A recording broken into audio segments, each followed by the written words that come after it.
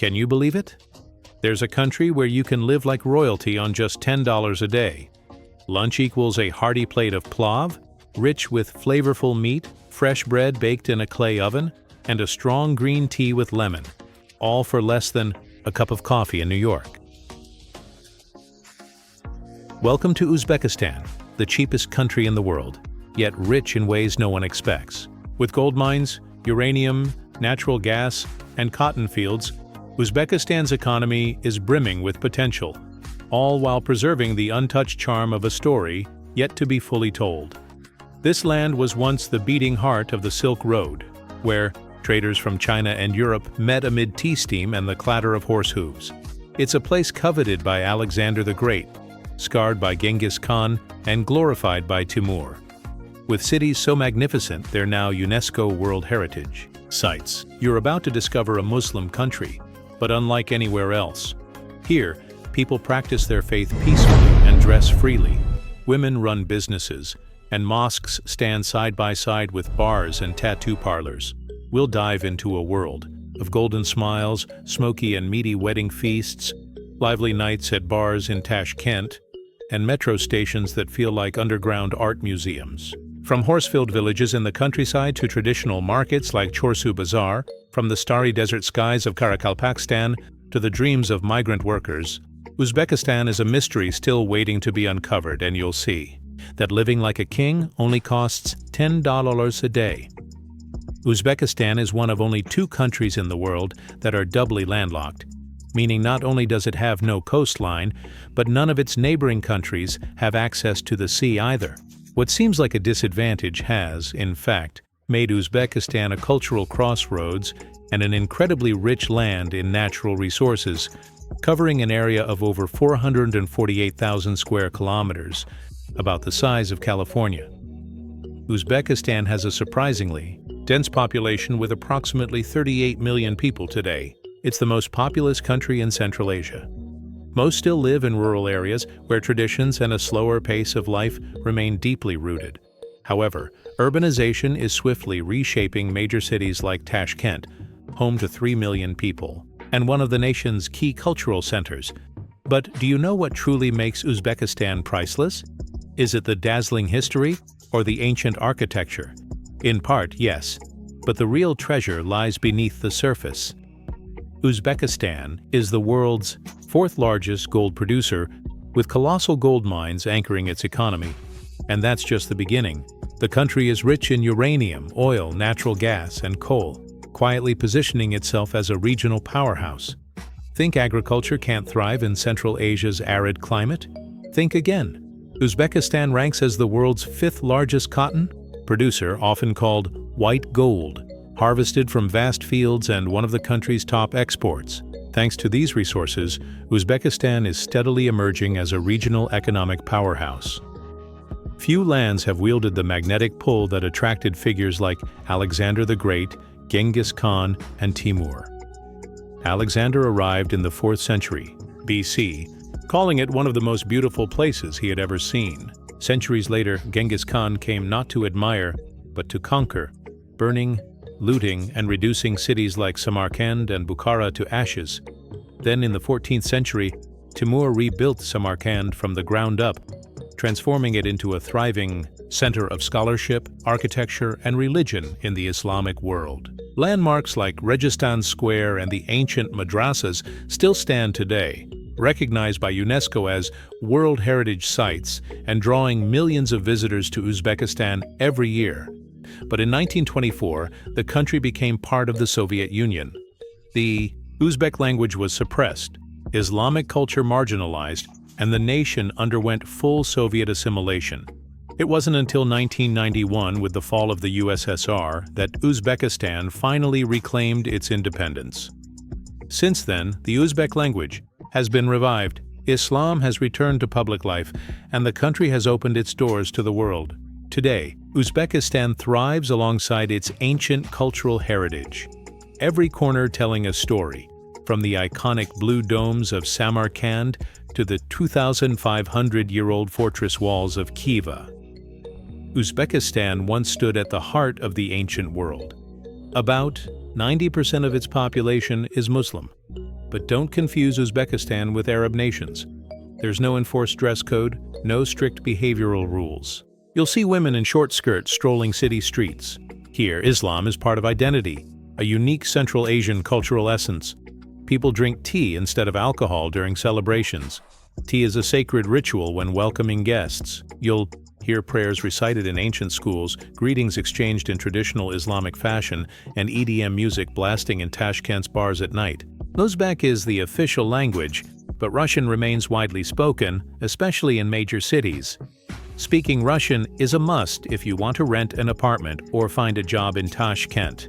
Speak fluent Russian in the capital, and you'll make friends quickly and feel right at home. And here's a little-known fact. Karakalpakstan, an autonomous republic covering nearly 40% of Uzbekistan's territory, once had the right to hold a referendum on independence. That right was revoked by the government in 2022, sparking massive protests. While still officially part of Uzbekistan, Karakalpakstan has its own constitution, parliament, ethnic group, and language. Uzbekistan is one of the rare places where you can walk from a medieval blue-domed mosque to a Soviet-era metro station, and it feels perfectly natural. In Samarkand and Bukhara, 14th-century madrasas still stand, adorned with intricate, mosaic tiles and symmetrical domes, UNESCO World Heritage Sites. But in Tashkent, the capital, what surprises most visitors is the subway. More than just transportation, the Tashkent Metro is an underground art museum. Built in 1977 as the first subway system in Central Asia, it's decked out in classic Soviet style. Crystal chandeliers, marble walls, cosmic motifs, ceilings painted with stars and moons, and stations named after writers and scientists. It's nostalgic, grand, and gloriously Soviet. Beyond the metro, trains are the main way to travel between cities. Train staff wear uniforms straight out of a wartime movie, and their military-style discipline makes for a uniquely memorable journey. Here's a quirky phenomenon that surprises every first-time visitor. Why is every car in Uzbekistan a Chevrolet? From the capital to the most remote countryside. Police cars, taxis, delivery trucks. Nearly every vehicle on the road is a Chevrolet. It's all thanks to a smart and effective government policy. In 2008, Uzbekistan partnered with General Motors to manufacture cars locally. Domestic vehicles are far cheaper, ranging from just $7,000 to $14,000, while imported cars face sky-high taxes. The result? The Uzbek car market turned into a Chevrolet monopoly. A staggering 94% of all cars in Uzbekistan are Chevrolets. BMWs, Toyotas, or Hondas are considered luxury vehicles. Despite an average income of just around $2,500 a year, most Uzbeks own a car. Before we move on, please take 5 seconds to like and subscribe to our channel if you found this video helpful. By doing so, you're helping us continue creating meaningful content.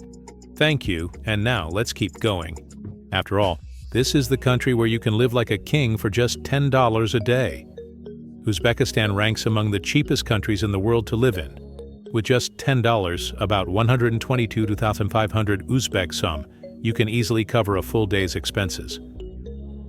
A. Delicious traditional tandoor baked bread costs less than $1. A flavorful shashlik skewer from a local market? Around $3. And tea, black or green, is almost always free, with many vendors happy to offer you a taste before you decide to buy. That's Uzbek hospitality in action. Even if you're planning a longer stay, rent won't put a dent in your wallet either. A fully furnished one-bedroom apartment in the heart of Tashkent costs around $250 to $400 a month. Choose to live in the suburbs, and that price can drop to as low as $100 to $150 per month. Utilities, electricity, water, gas, and internet add roughly another $40. But here's the flip side. Local incomes are relatively low. The average monthly salary ranges from $350 to $500. With these numbers in mind, it's clear that locals need to budget wisely and manage every expense with care. Many people assume Uzbekistan is a conservative Muslim country where women live modestly under strict rules. But in reality, the opposite is often true. In Tashkent, it's common to see women confidently walking in short skirts and crop tops under the blazing 40-degree sun, or running businesses with teams of male employees.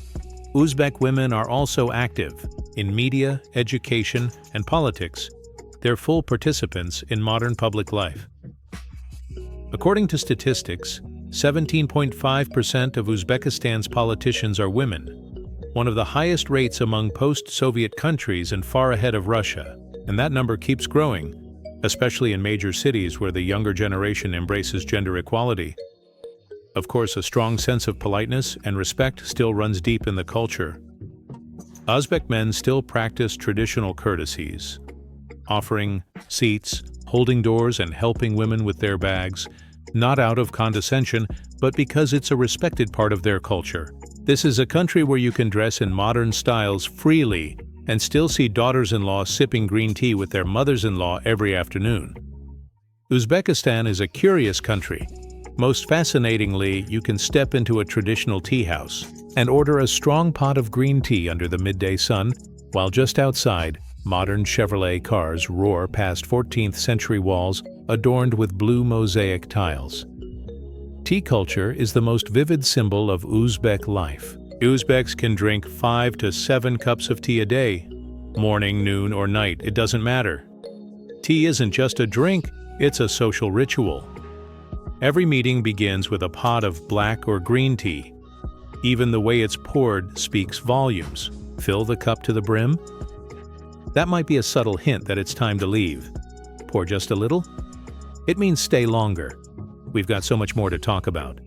And you can't talk about Uzbek culture without mentioning the hammam, traditional, centuries-old bathhouses. These are nothing like your typical Western-style spas.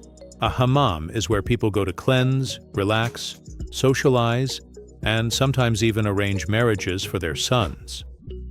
Some bathhouses in Bukhara and Samarkand have stood for over 600 years, with domed ceilings, steam rising from underground springs, and the faint calming scent of herbs.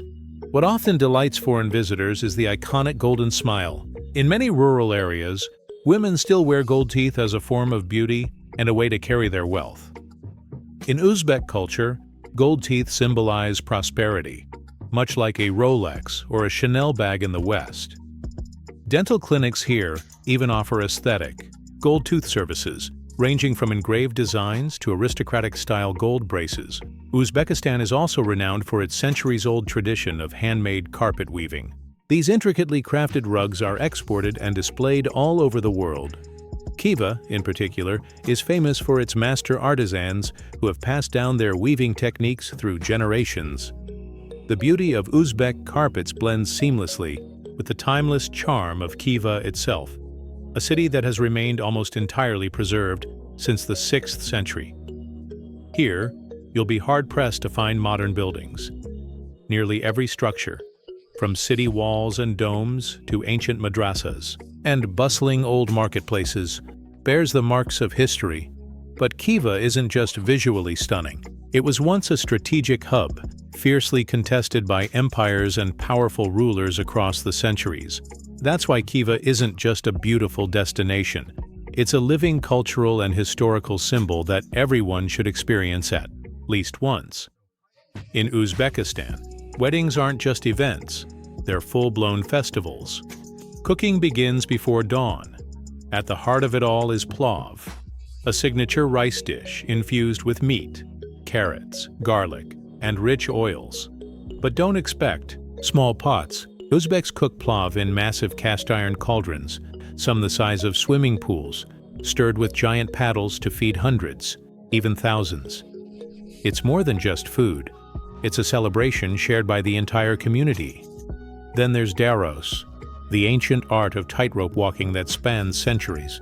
A man in a hand-embroidered tunic steps onto a rope suspended 20 meters in the air as drums pound and the crowd holds its breath. There's no safety harness, no net. Daros performers are often descendants of long lineages, a craft passed down like a treasured family heirloom. Chorsu Bazaar, the largest traditional market in Uzbekistan's capital, is far more than a place to shop. It's where you feel the true heartbeat of Uzbek life. Step beneath its massive blue dome and you're hit with a sensory wave.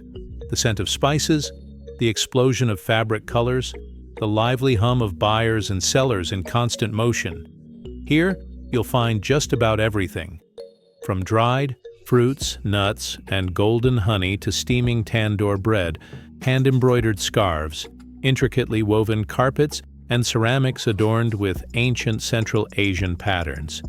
The street food section is always buzzing. Steaming plov, crispy samsa, sizzling shashlik. The aromas alone are enough to make your mouth water. As the sun sets, the city shifts into a new rhythm, glowing with lights and pulsing with music. Tashkent at night is surprisingly vibrant. Rooftop bars with panoramic views of the shimmering TV tower fill up by 9 p.m. Eastern European-style pubs serving local beer and acoustic sets attract a mix of locals and expats alike. And if you think there are no clubs here, think again. Many nightclubs in Tashkent stay open until 3 or 4 in the morning, blending deep house beats with traditional Uzbek sounds to create a nightlife experience like no other. You might even stumble upon impromptu dancers on the street, groups of young people singing, clapping, spinning, and pulling strangers into the joy. Women dress stylishly, sip cocktails, and dance freely, without judgment, without discomfort. No one bothers you. You don't need to be on guard, and just when you think you're settling into a quiet dinner at a restaurant, the unexpected happens. A group of local dancers takes over the public square.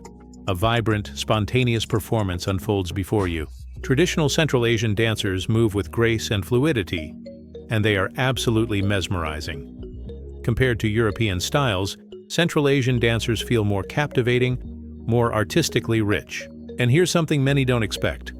Alcohol isn't banned in Uzbekistan. As night falls, it's easy to enjoy a glass of vodka, whiskey, or your favorite drink, whether at a sleek modern bar or a cozy traditional terrace. For those looking to party harder, the nightclubs in Tashkent and Samarkand stay open late, pulsing with dazzling lights and energetic beats that set the perfect tone for a real night out.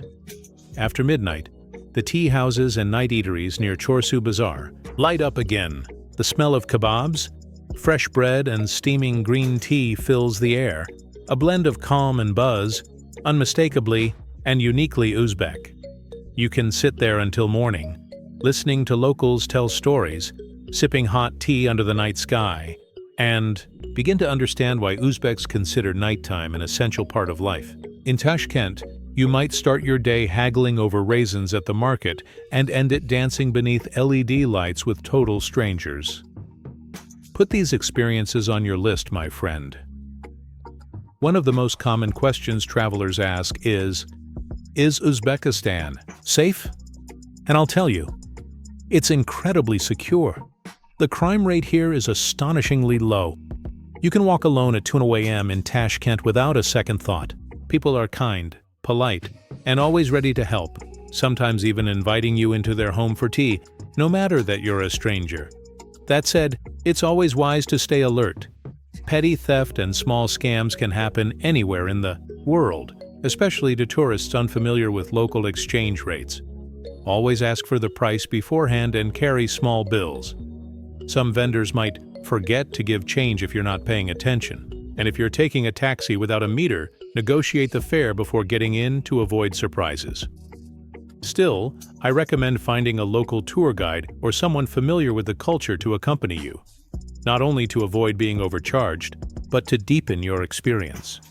That said, even as a solo traveler, you'll find locals approach you with genuine warmth and friendliness. Regardless of your nationality or background, they'll want to welcome you, feed you, and make you feel at home. If you're invited into someone's home in Uzbekistan, especially an apartment, it's customary to remove your shoes at the entrance. It's a small gesture, but a meaningful one that shows respect. Uzbekistan is quickly becoming an emerging travel destination with enormous potential. The tourism infrastructure is growing fast.